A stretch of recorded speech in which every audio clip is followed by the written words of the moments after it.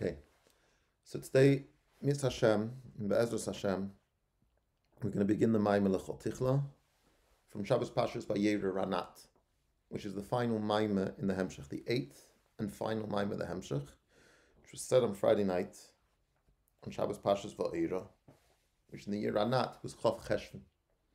It's the birthday, the Rebbe Rashab, his 38th birthday. And it is a long Maimah. It's the longest Maimah of the hemshekh. And but it's not verschleppt. It's ganz gepackt. It's full of stuff. It splits up very mesudadik. And I'll make sure to point out to you as we're going along the necessary stopping points in the structure. The structure is it's still very structured, and we get to the completion of the hemshekh. Okay, so you've done Chazorah, Baruch Hashem, what I suggested. So now we should be ready to jump straight in.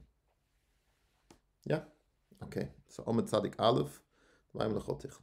Chol Tikhleh re'isi kates, rechav mitzvahs chame'ed. So the pasuk from Kapitel Kufyutes, the Rebbe's Kapitel this year. Le-Khol Tikhleh re'isi kates, rechav mitzvahs chame'ed. How are we going to touch up this pasuk? So he brings Pirush of the Ibn, I don't know how to pronounce it, Yechaya, Yachya, I'm not sure how the appropriate way of explaining it. It was an Italian Parshon. He wrote a Pirush on the Chomesh Megillos, and he also wrote another sefer, I think, called Teira Oir, which was more in Chakira stuff. A Chosheva family, the Ibn Yechia family, a very Chosheva family. So he teaches as a Chol Tikhleh ul-Chol Chemda re'isi kates. So for every single type of Tikhleh, the whole difficulty here is understanding the meaning of the word Tikhleh. So he says the Chol Tikhleh, which he then repeats and says the Chol Chemda. Every desirous thing I saw an end. So mafarish Tikhleh loshen kiloyin u'tshuka tu tahainu einik. So the Tikhleh is something which you're gonna die for, something that you're gonna expire for. Tikhleh miloshen kiloyin, yeah. So something that's gonna bring you to expiration out of pleasure. All those types of things. Nevertheless, you saw that there's a gvul, there's a kates. Whatever, even if you find the most geschmacka things in the world, ultimately, however geschmack they're going to be, there's always going to be a kate and a limitation and a delineation of what it is. The gam tainuk hanashamis began Eden, hu bebechinas kate zugvul. And we're not just talking about tainuk and gashmin. So first we said l'chol mini einik sheba eilam. But even more than that, even the Tainug and the Shamis began Eden, who b'chinas kates gvul also has a gvul.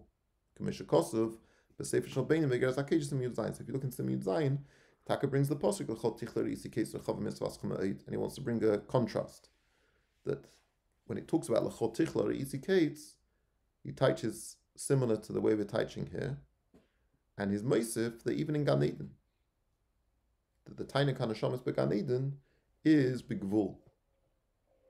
And it's rechava mitzvahs chame'ed that the tainug of mitzvahs is bligvul.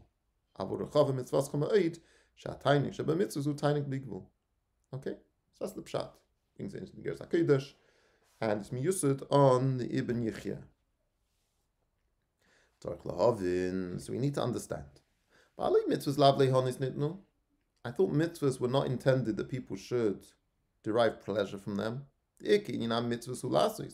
The main point of the mitzvah is that people should perform them. Not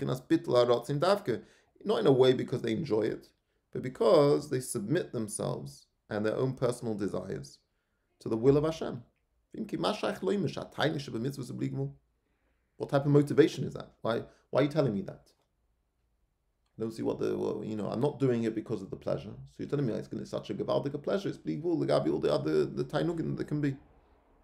But that's not the motivation to do the mitzvah. Since the main motivation to do a mitzvah is submission of your own will to the will of Hashem, and not because of tainuk. Okay? So that's the first question. This is the pshat in the pasuk in Tehillim. What does that give us? If the whole function of mitzvahs is not to be mekabel tainuk, but rather to submit yourself and to have bittul, then it's not going to motivate you anymore, the fact that it's more tainuk. That's not the reason you're doing it in the first place. Yeah? That's the question. Over Medrash Rabbi Bereshis Reish Perek Yud Isa al Pasuk Seh. So weiter al Medrash Rabbi in Bereshis that we've been drawing from in different ways throughout the hemshekh. Again, we have another Medrash, and there it says le-Khol yesh sikusim. Everything has sikusim. What's the type sikusim? Sikusim pirush ketzumida. Everything has a limit. Shemayim va'aretz yesh lehem sikusim. How do we know that Shemayim va'aretz have sikusim? Because Shenema, it says in the pasuk, vayichulu hashamayim va'aretz. That the culmination of the making of the heavens and earth, so it's like it was finished, right? Vayichulu is miloshin, finished, right? So it's a gvul. Chutz midava echad she'ein lo sikusim. This is all besides for one thing that doesn't have sikusim, doesn't have a middle gvul. Eza, what thing is that? Is that Torah? Torah doesn't have a gvul.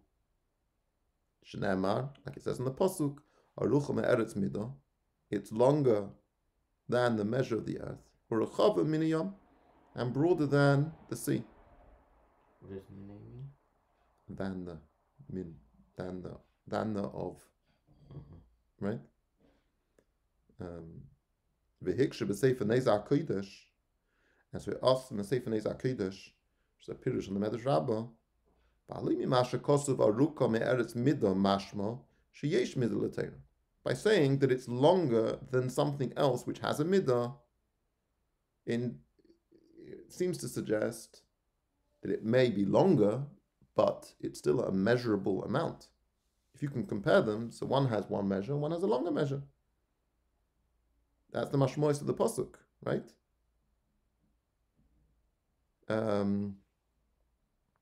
It's just that it's longer than the earth. So how can the Medrash say that this pasuk indicates that the Torah doesn't have sikusim, doesn't have a gvul? Isn't on the heavens even greater and bigger than the earth? So just like you'd say the heavens are bigger than the earth, but you don't say it doesn't have sikusim, you just say it's bigger. So if you want to say arucha me'eretz midah, the shamayim is also arucha me'eretz midah. But we wouldn't say she'ein li sikusim. It would be coherent to say that it's bigger than something without saying that it's of infinite dimensions, or no dimensions even, bleakable, right? Like the pasuk doesn't necessarily mean that it hasn't got sikusim. Right? The raya that it ain't like sikusim doesn't seem to work. Imkein kameikein Torah. If Shemayim is also longer than the earth, so too the Torah. So since it has a midah, Torah has a midah, and it hasn't got sikusim. Fine. So that's the question of Zakidish, which is really what the Rabbi Rashab is appropriating the Shaila.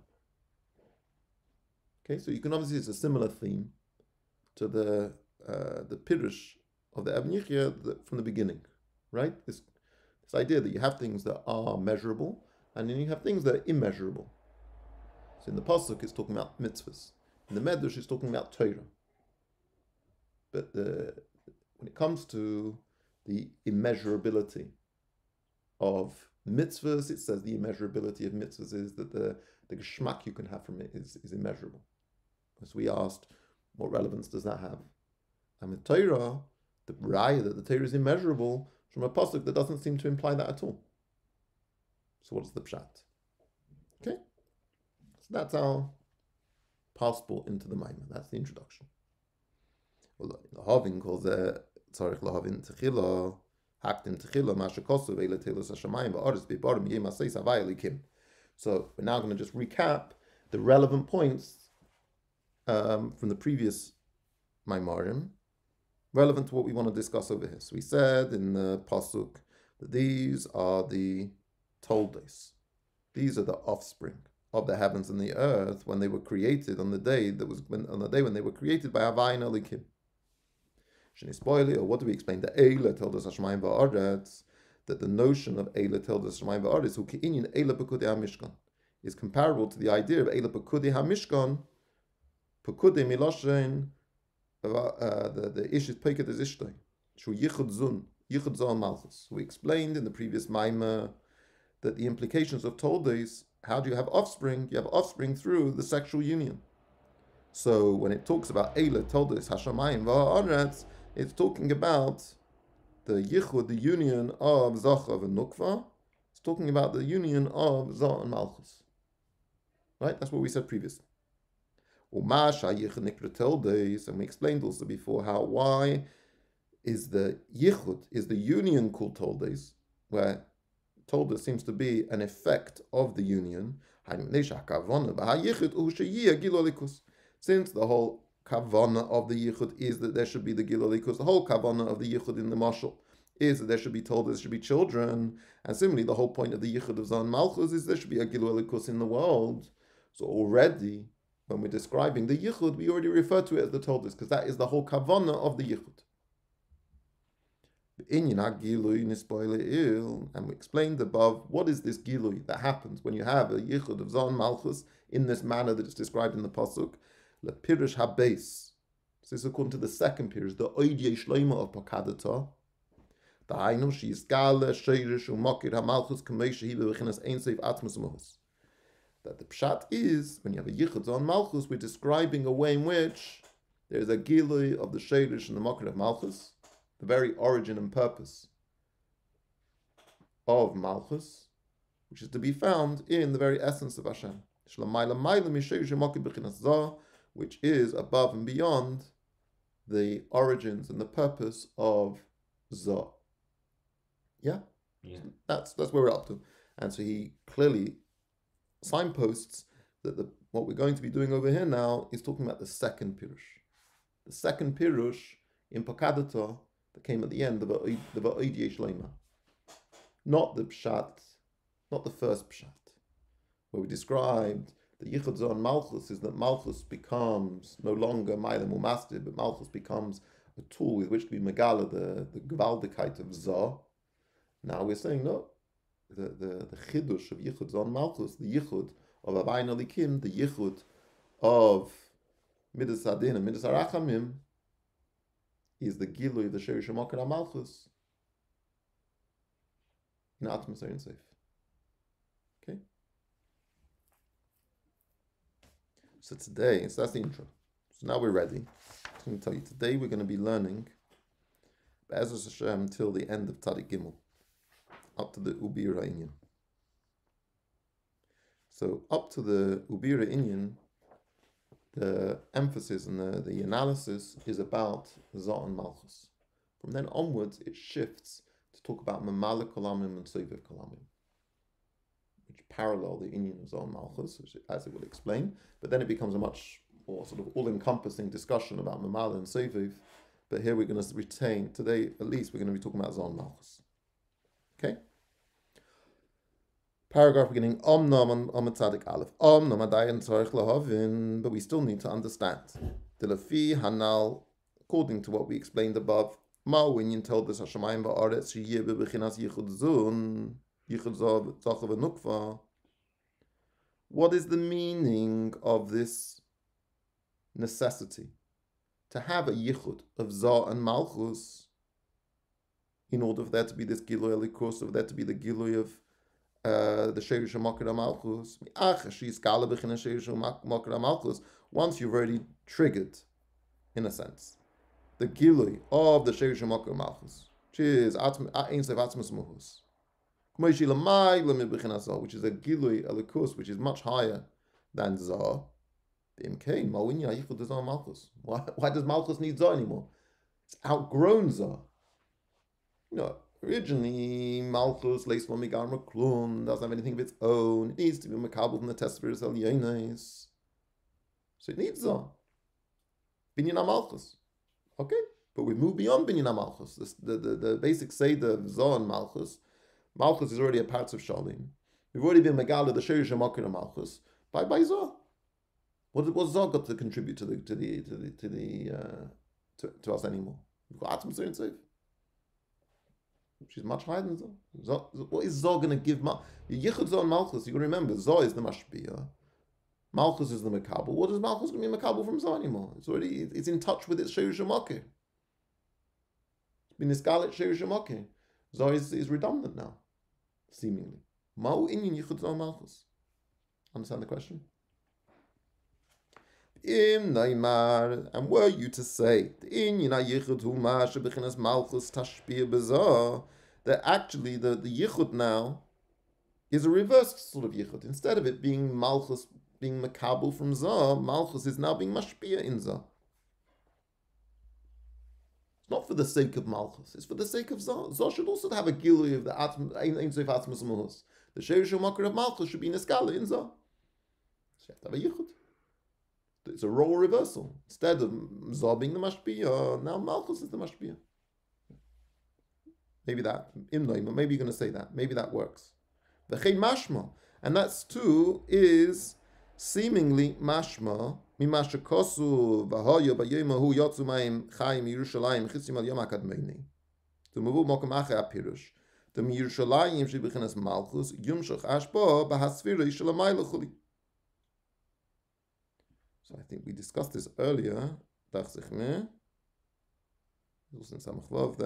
we had it earlier, where we discussed this. This pasuk is a reference that the Maim Chaim comes out of Yerushalayim, and it sort of goes to the Darga HaKadmoni, goes to the Yam HaKadmoni, and is mashpi on it.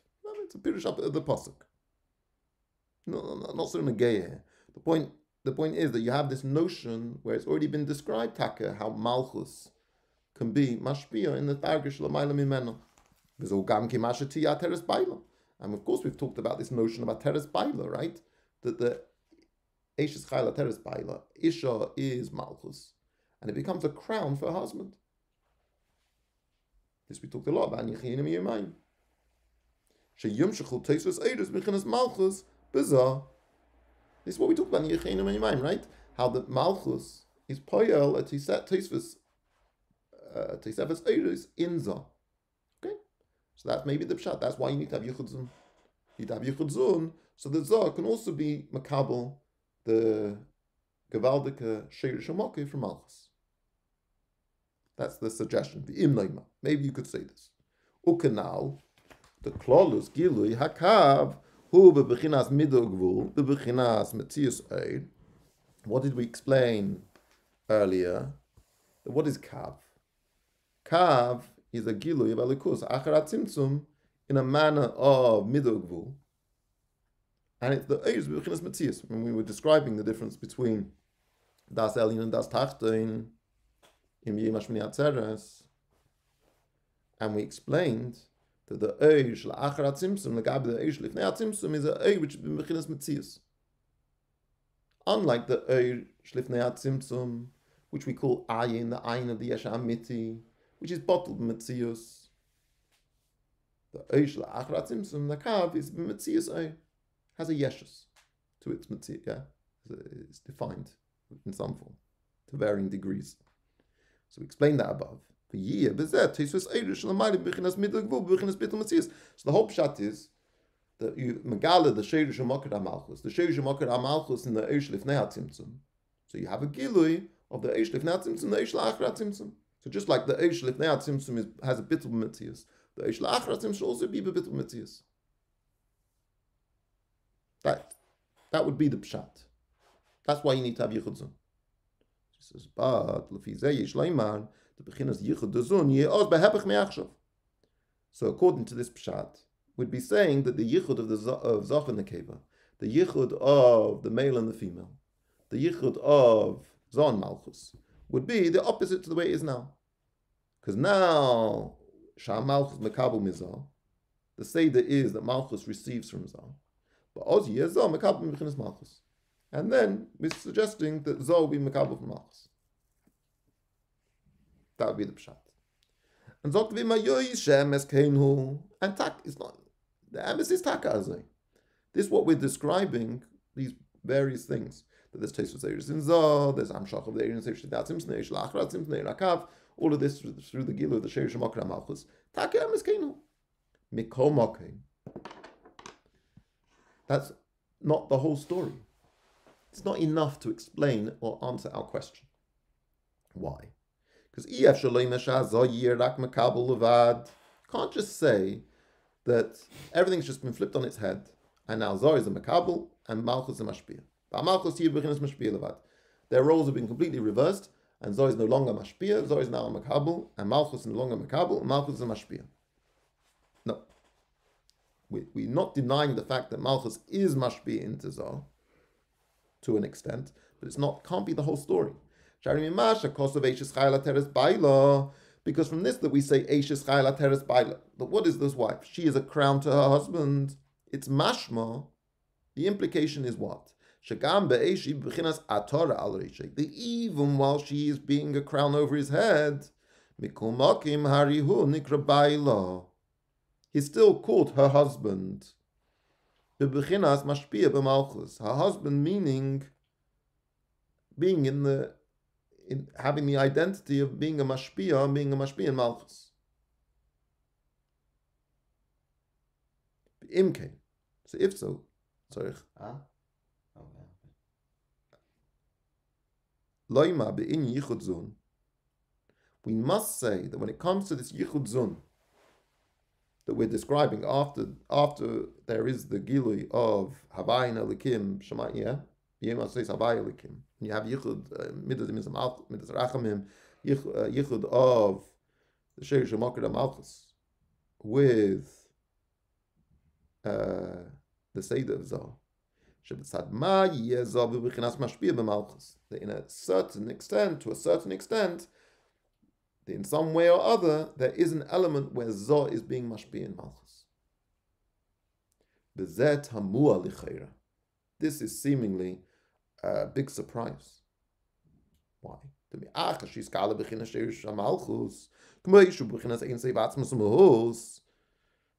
In Cain, how, if we want to maintain that Zoh is still a mashpia of some sort, but our fundamental question is, what does he have already? What does he have to give? What does Zoh have to give to Malchus now? What can he contribute that Malchus needs anymore? This is a really, really important move, because it's very easy. I'd say it's very easy, but think about it conceptually. That if you have like sort of a relationship between two things, one is an elyon and one is a tachtin, and you want to describe a transformation. One way of transforming that is by turning the mashpia into makabel and the makabel into mashpia. You flip the whole thing on its head. But have you fundamentally changed anything? It's the same thing, just the other way around. The structure is the same.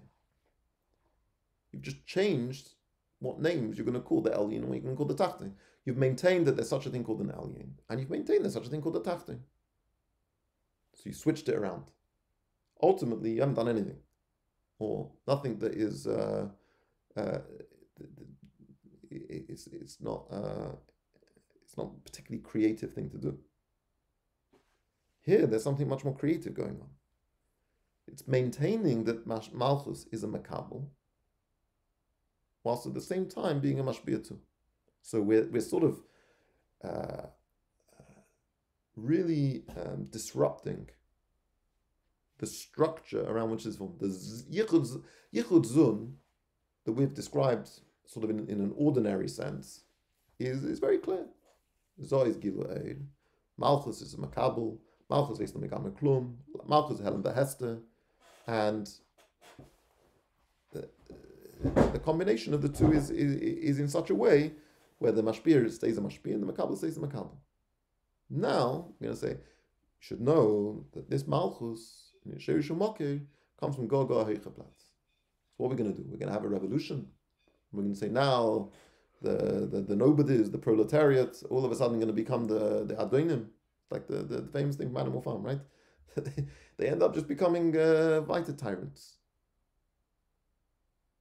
We don't want to, we're not trying, Geula La'asid Love is not just the same thing with different names.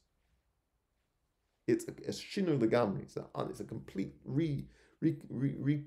reconfiguration of the Maimed U'Matzav, of the situation in which these things interact. So it's and it's like a questioning. 1 second. If the Ikke is Malchus, Malchus is Ein Sof Atmos Malchus, how do you maintain this hierarchical relationship? How do you maintain this relationship in Zoh Malchus, where Zoh is a mashpin? All of us, Malchus is still going to be Makabel from Zoh. Well, who are you? What have you got to give to me? That's the shaila. That's what we're trying to figure out. But we're trying to do something which is a lot harder. It'd be a lot easier just to say, flipped. The world's going to be turned upside down. Because you don't really have to change any of your categories of thinking. Your categories of thinking are the same. You have an Elyon, you have a Tachtin. So what you're saying is it's just reversed. Okay? So you have to think about it. So it's so becomes the sort of macabre thing which has the connection to the Atmos. So you're saying it becomes like a virtuous cycle. So everything becomes a macabre, then it becomes a mashpia, then it becomes a macabre, then it becomes a mashpia. Otherwise, it's megalit sherish. I mean, how else would you do it? Saying how can it be macabre? You can't say that Zoh becomes macabre without it having some sort of perk of being one. Yeah.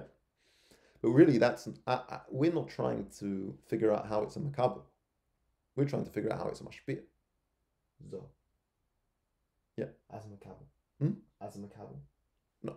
We've said, explains Eishes Chalateres Baila, that through the Gilu Sheish Mokar Malchus there's a taste for Seiris in Zoh. So it's macabre taste for Seiris. So it just becomes more begilui. There's a greater gilui. Makabel. Cool. Everything's makabel. From the darga shlamayla mimena. The question is whether you're be'etzim a makabel or you're be'etzim a mashpia.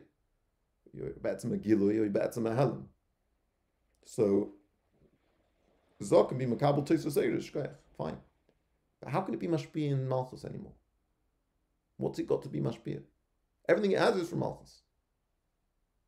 Because of Malchus. From Malchus, because the Sheish Makar Malchus. So it goes back to all the discussions we had in Rosh Hashanah in the beginning. The person speaks in Yoni Seichel, and through the Dibur in Yoni Seichel, it's taste Meisif Eir in his Seichel. So Dibur is the Sheish Makar of Dibur in Kadmas HaSeichel, in Etzem HaNefesh, in the Eisya Sheba Neshama, Sheba Atzmas HaNeshama. That's Meir, and that's all that is Megala Seichel in the person's Chabad, right? That's what he said. So then this is the Gilu Sheish Makar at Dibur. So now, the Dibur is Mashpia into Seichel. So what Seichel ought to be Mashpia into Dibur anymore? What's it going to tell Dibur? So you're going to tell me something that I already... I told you. You're telling me. Everything you have is from me. Tables have turned. So I'll be saying it's just tables have turned. So you've got a new mashpia now. New mashpia in town. Dibur is now the mashpia.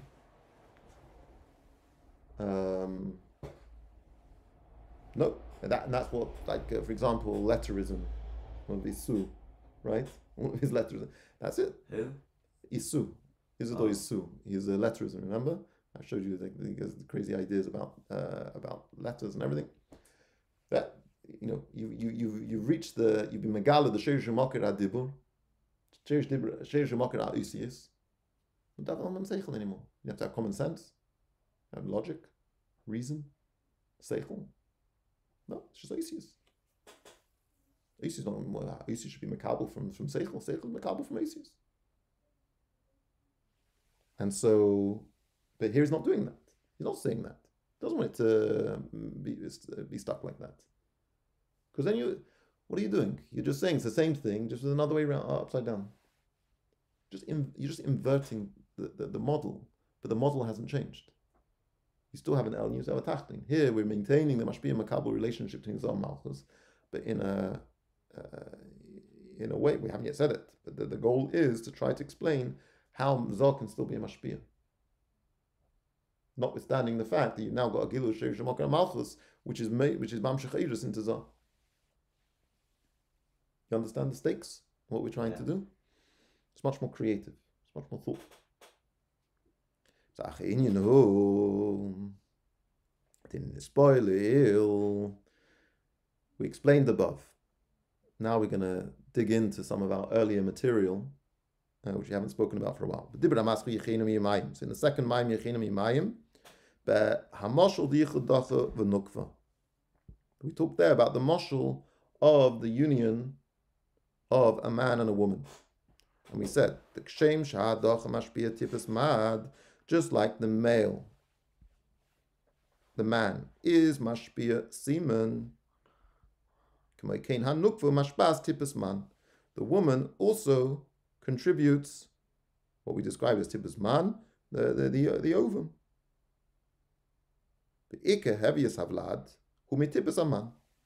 And the main existence and formation and creation of the child in that combination is from the ovum, is from the mother.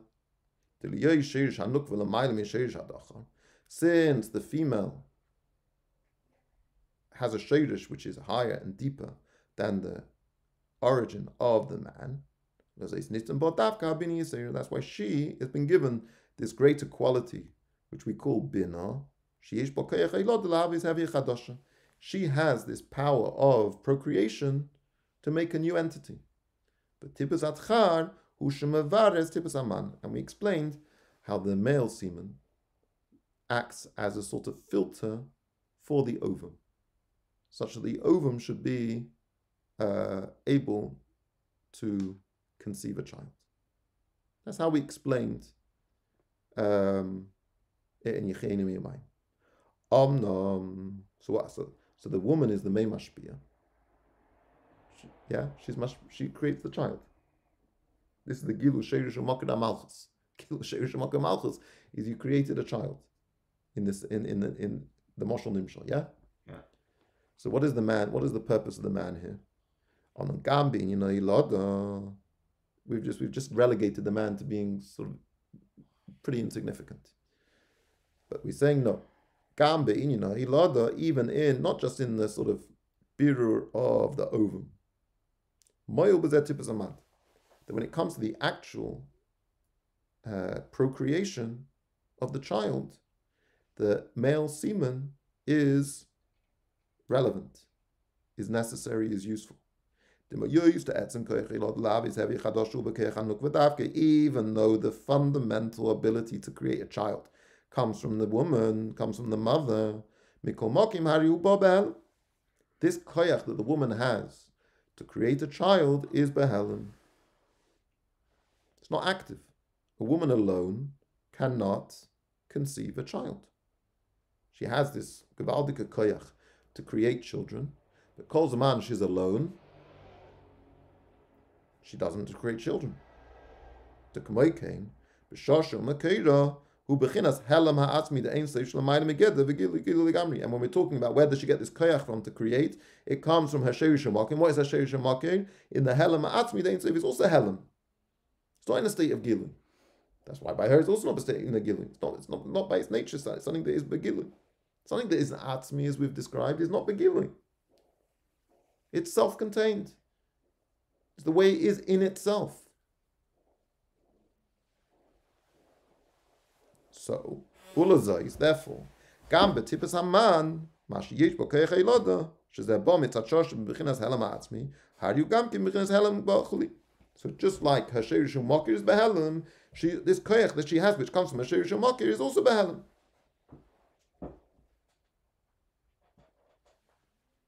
So on the bechinas hatachar u bechinas gilui, bechinas gilui hatzim. But the manner of the char of the man is that he is begilui. His role is gilui. His megali is etzem. We talk about how the semen is hashpa atzmis, right? It's got all of the. It's not like a dvar seichel, where this goes back to the first mimer, where we explained the kitza right at the beginning of the hemshekh, how in hashpos haseichel you only is hashpa chitzonis, right?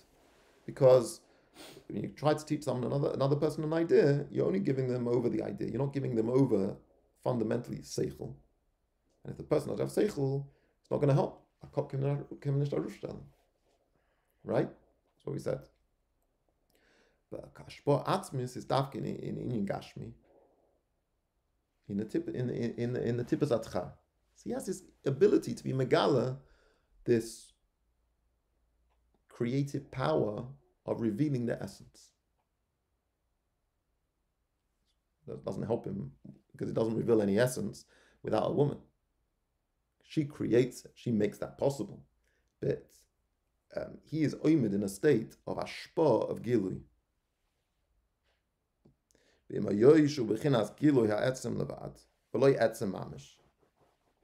Right, it's not the etzem itself. It's only a gilui of the etzem. But the quality that it has, which is unique to it, but definitely in contrast to the female, is its begilui. He is producing himself. He is reproducing himself in his semen. It's not getting him anywhere, but he is in a tenua of gilui. Meaning that the semen is the active agent. Is the active agent in the intercourse of the man and the woman. In the act of procreation, the semen is the active agent. And therefore, so in this semen, you have this from the man. Even though it can't produce anything, it's not the actual creative force. That's specifically in the ovum. But it does have something more than you can find in the ovum. It's the way that the idea of procreation is begilui.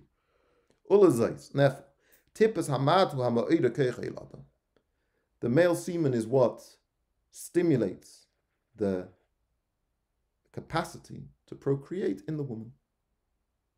So the man impregnates the woman. It activates the ovum that it can start developing as a child. It proves a child, the woman does the rest. Once it's activated, she can now produce children. So even though you have Gilu Sherishu Mokir and Nukva, and she has this Koyecha Ilada, the Koyecha Atzmi, which comes from the Helama Atzmi, the Insaif, but she has to be makabel from the Zachar, because by him is the Inyan of Gilu. So what is the father mashpia into the mother? Is mashpia the Inyan of Gilu?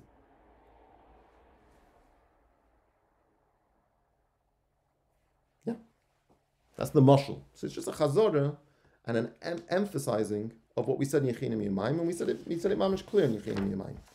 So on Amud Yud Zayin, we say this very clearly. V'nim tzedek guf metzias havlad mikech atzmo davka. B'ayim es had yisrin my loss b'shosha b'chinas atzmos. L'mayim mishesh amshachas amad klik now. B'chin ikka kech it's avos ubo davka. Elo shetzrichim leze amshachas amad. Why?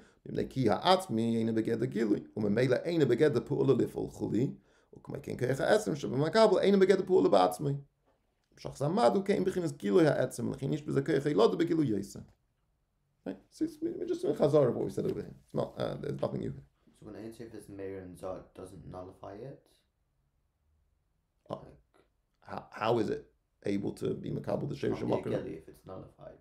It can't be makabel. Okay, slow down. We're going to get to that. That's already a detail in how it's going to function. We haven't even got the scaffolding up yet.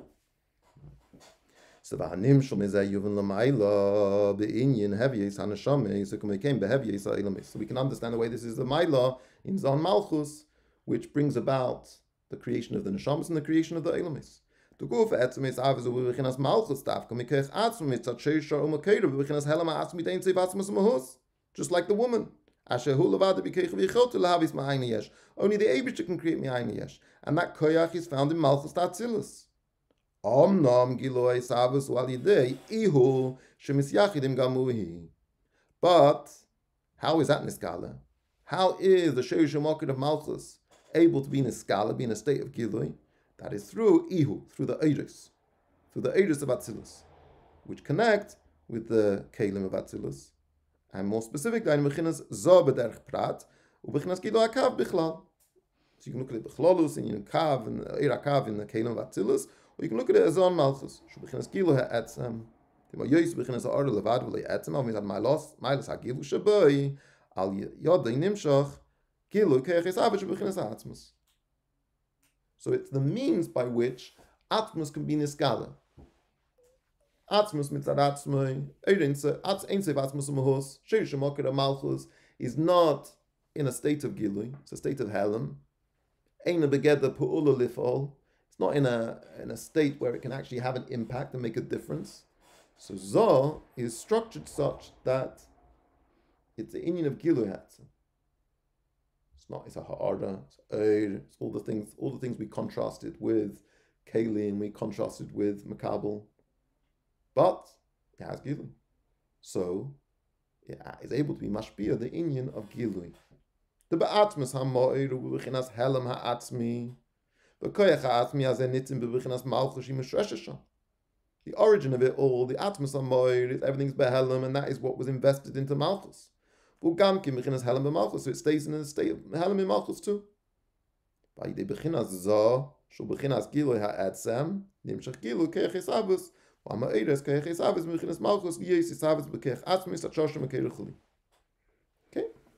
so you have this seder where chotched, even though the hemshekh that we're talking about is hemshekh atzmis that comes from the etzem, the sheish makar Malchus, for it to be in a state of gilui, it relies on the koyach hagilui in kav b'derech klal and in zo b'derech prat. V'nimtza. So to conclude on this point, she'etzem ha'isavus u'b'chinas Malchus mikoyach atzmo. Elo sheba al yedei zo liyos yisavus b'gilu b'payim.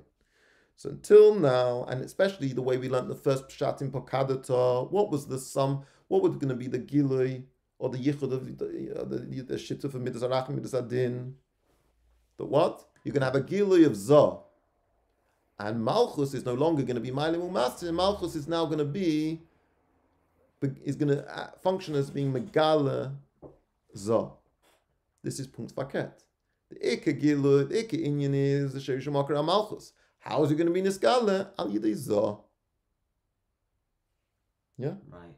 So it's after talking about the Pirush base, not the Pirush Aleph. Pirush Aleph is mamash the opposite way around. Right. So what is, yeah? So here's the same way opposite, basically. It's the same demographic of something doing, right? Yeah. But it's just, yeah. Yeah. The shirish and, okay. No, but before, according to the Pirush Aleph, Zah remains the Elyon and Malchus remains the Tachtin. Here, Malchus is everything. Is whilst it's the Sheish, it's the Ikka Koyach HaHilada, Koyach HaHisavus, it's Al Yidei Zah. It relies on the Hashpah from Zah, the Inyan of Gilui from Zah. V'hayotzim mizeh, shegam achshav, b'china Zah u'Malchus shneim mashpiyim. According to what we're describing now, both of them are mashpiyim, not just Malchus. Even Zah is a mashpiyah too. That's why Yichud Zun makes sense. V'hu sheguf ha'isavus u'b'chinas Malchus, v'hagilui hu b'chinas Zah.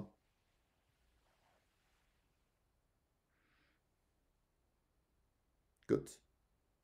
That's clear, yeah? Yeah. Here we got time. Okay.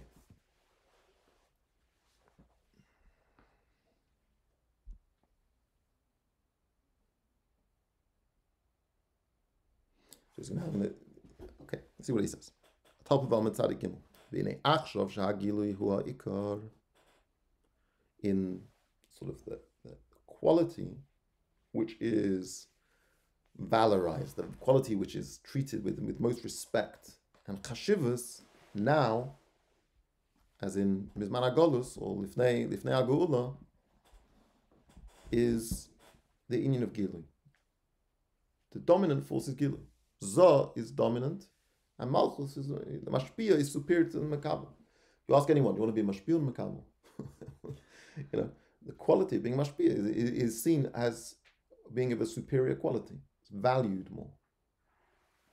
Ulazais, Heim b'neshamis, v'heim ba'olamis, and the same thing is Ruchnis.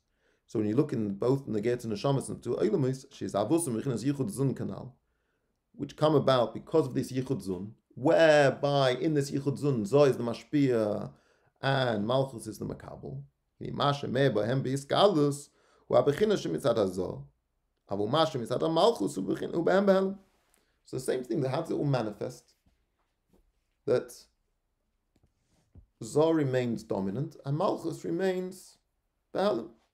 A person, a neshama, you have a neshama and a guf. The neshama is seen as a superior, being superior to the guf. Seichel and dibur. Midas and dibur. All of these relationships. How is it manifest that there's seen as a yisrin or an ikka? We treat as the more important and the more significant component of all these things is the mashpia component, not the makabel component, the gilui component, not the helam component. Something which is dynamic is superior to something which is inanimate. Yeah.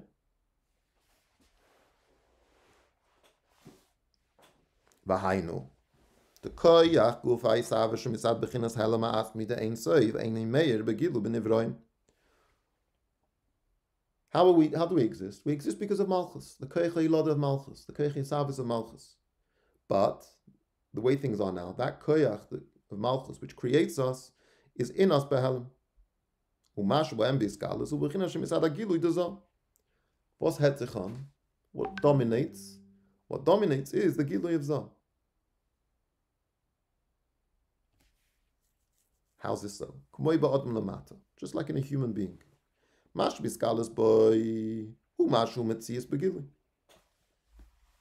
dominates the presence of a human being is that that they are, not just that they exist, but they exist in an apparent way. How does someone's existence become apparent? The Gilui, usually in the way they behave, the way they act, the way they manifest that existence. Not enough that someone is just a number or a sort of a corpse.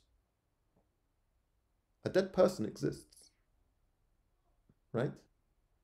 But it's not much of an existence. It's not treated as much of an existence. It's not valued. A person's existence is not that they are a physical entity in this world. What's be'ikah is that they're be'iskalus. They're begilui. The gilui ametzius v'alitid b'atchar. And where does a person get all of those dynamic aspects of their character? That comes from the male semen.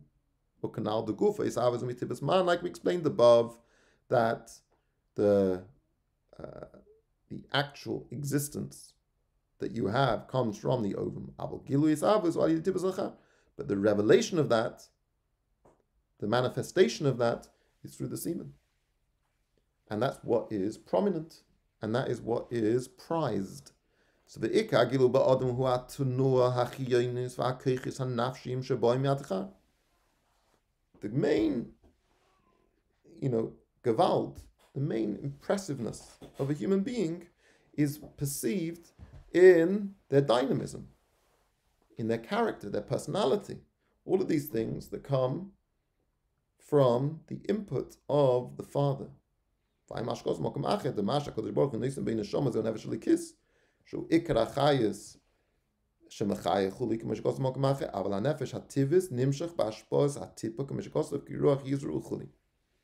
just adds in the brackets that the nefesh hativis is what we're talking about here.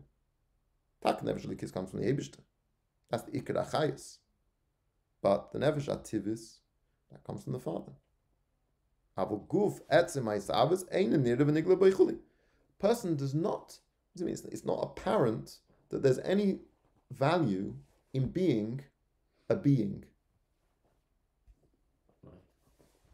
Just to be is not prized and is not valued. Right? I'm asking, what are you? What do you do? It's about what you do. It's not who you are. It's not what you do. How you manifest yourself. But why is a person's goof any, if it's not alive, if it's not manifesting anything, it's just like a wall, a table, a clod of earth. Just like when chas v'sholem, the nefesh leaves the goof, no one sees any particular value in the body. So you can also appreciate that when it's alive, you also see no mind of the goof. The main mind that the person has is their keiches nafshiyim, is this sort of aliveness that they demonstrate. Through avodah,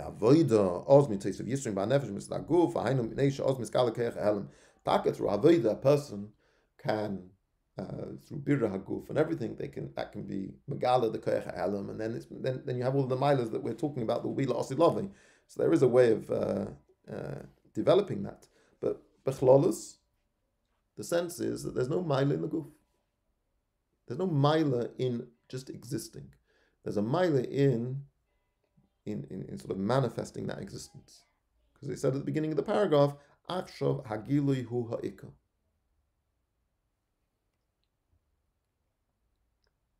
Even when a person, I remember hearing this once from Rabbi, that when a person looks at another person, they don't look at their body. They're looking at their neshama. When you're talking to someone, you're looking at them, but you're not actually focusing on you actually are looking at them, but you're not seeing their body. You're seeing them. You're seeing their personality. When you start talking, when someone's talking to you, actually, especially when they're not very interesting, and you're trying to pretend you're paying attention, sometimes just like lock your eyes on a part of their face. It's very weird just looking at someone and just looking at their forehead, and just like it's not what you're normally doing. Right. You can do that. Look at someone and they're talking to you, and you're just looking at a feature on their face, a physical feature, just the nose, the eye, ear, lips. That's moving. Practice by looking at someone's forehead. What do you see? So you can't even concentrate what they're saying. It's weird. You realize that most of the time when you're looking at a person, that's not what you're focusing on. It's as if you're looking straight through them.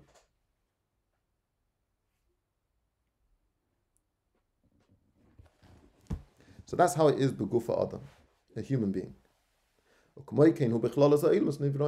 And it doesn't just not by the humans, by the whole of existence. So the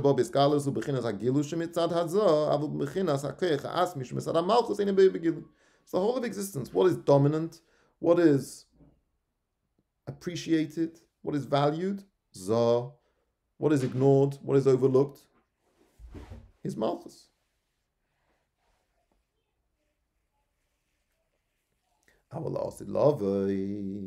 In the future, Yiskal bechinas koyach hahelem ha'atzmi de malchus k'mei shehu mitzad hahelem ha'atzmi de insoif ubechinas zu yiyah ikka sheyagilui bechinas einsoif asmus muhuschuli.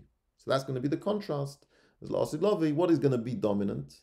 What feature is going to be dominant in the whole of creation? Not the inyan of Gilui, the inyan of Helen. It's going to be Niskala, which is itself a complicated notion. It's going to be Niskala, the inyan of Helen, the value of Helen. What does it mean Niskala in that sense? The Gilui is going to be this sort of the appreciation. However, but how are you going to even know about it if it's so fantastic? This fantastic notion of Helem, it may be fantastic but it's Behelem, so no one knows about it. So how's it going to be Niskala? It's going to be Niskala yidei koyach hagilui. B'chtei sheyagilu oir zal yidei bechinas gilu ha'etzem. Shu bechinas koyach hagilui davka anam. Achshav eni meina bechinas koyach ha'helem ha'atzmi begilui. What is the koyach hagilu megala? It's not megala the koyach ha'helem ha'atzmi. Ki bechinas koyach hagilu levad. It's only a ha'ara bilvad. But koyach ha'atzmi u behelem. The koyach ha'atzmi remains behelem. Aval asid love yidei koyach hagilu yoy bechinas koyach ha'helem ha'atzmi bechinas gilui mamish. So back to our cake and eating it, right? Usually say the Gilu can only be Megala Ha'ara. Now we're saying that it's going to be able to be Megala the Koyach HaHelam Ha'atzmi. Again, we've got a whole mind to figure out how this is going to happen. As soon as you do that, you overwhelm the system. And exactly how does everything hold itself together again? We haven't described that. We're not giving yet a hasbara. We're describing how reality is at the moment, which we can comprehend because that is our reality. We're describing a new reality that will be La'asid Loving, whereby when we talk about Gilu, Koyach HaElam Ha'atzmi, the Sheish HaMokra HaMalchus, and that's going to be the Ikka, no longer is the Ikka Achshav HaGilu Ikka. La'asid Loving, the Helem is going to be the Ikka. If the Helem is going to be the Ikka, no one's going to know about it. So it's going to, because Helem itself can't tell anyone about anything. It's like if we're going to use the mashal of Dibur, it's like having mumbo jumbo. Fantastic. Letters are amazing. You're going to ultimately realize what is the true. Till now, you just, when you hear people speak, all you hear is the seichel shebedava, and you don't even notice the oisius. The oisius are behalim. The koyach of the oisius is behalim. What is begilu is the seichel, right? La'asid love is means gathered the magla the koyach halim of the oisius. The oisius are really what's causing everything. Is able to be sherish makar oisius and kadmas aseichel. You're going to deher the mile of oisius. So what? Just going to hear oisius. You're not going to hear the seichel. So we're going to still have the coherence of seichel, using this is a micro moshel. This is like of the bigger picture. When we talk about Malchus and Zohar, is that plays itself out in the dynamic of Ish v'Isha, in the dynamic of Seichel U'Midas, in the dynamic of Nefesh v'Guf, right? So I'm just using that as an easier moshel to work with. We're not saying anything different here. So if you say, now it's going to, the Iker is going to be the Oisius, but no one's going to even realize it's not going to help anyone. No one's going to be able to. Who's going to tell us what Oisius are not going to all of a sudden? The whole point of an Ois is it's a Mailim Master to Helen.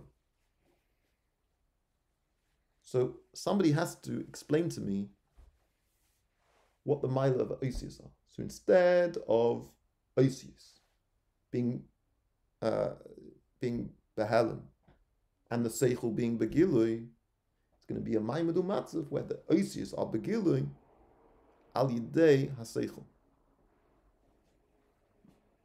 Now, we don't know how that's going to happen yet. We haven't discussed how that's going to happen. But that's what we're trying to construct. We're not saying that the whole thing is going to be turned upside down. That now Malchus is going to be Lamaila Mizah and Zohar is just going to be Makabel from Malchus. No, Zohar has a critical function. And I did emphasize this a lot in Yechinim Yamayim, that there's even the Kabbalah at the beginning of Yechinim Yamayim. It's exactly what it's trying to set up. it might even be worth you reading over again from Amud Yud Gimel Va'inyanhu until Tezayin, and you'll get a little bit of the background of what it was trying to intimate at the beginning over there, because this is the big deal in the end, that we want to maintain and retain Zoh as a relevant player over here. Okay, the whole Maila of Malchus and the Sheish Shemokir of Malchus and the Mailas Adibur and the Mailas Ha'isha and the Maila, all these things, we've been sold. We've bought into that.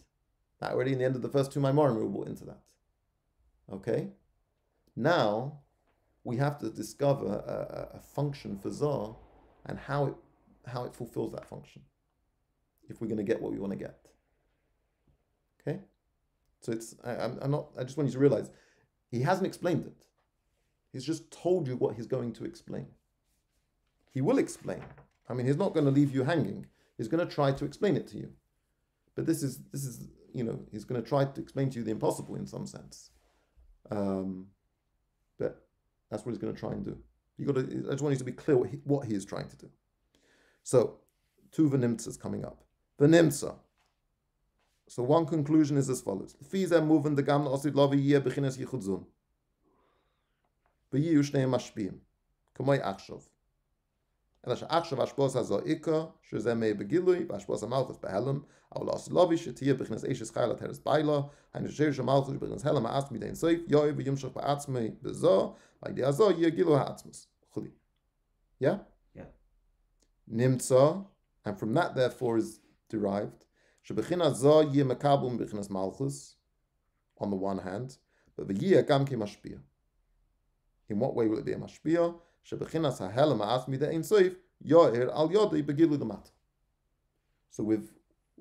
the main takeaway from this whole shtickle is to restore the role of Zoh as a significant player in the final act. In the final act of creation, of Bias HaMashiach, of the Osid Lovei, there's going to be a critical role for Zoh. Yeah? We're not just going to create a world of mothers. There's still going to be fathers. We're not just going to create a world of gobbledygook, of just Osius Porches. That's not, like in Kriya Bakdusha. It's going to be Osius Porches. That's not what it's going to be like. It's going to be Osius Masudarim with Seichel. Everything's going to sit in the Ki'ilu, everything's the same, right? But no, there will be a fundamental difference. And we're going to try to describe how this fundamental difference is going to play out and be managed with the forces that we have at hand.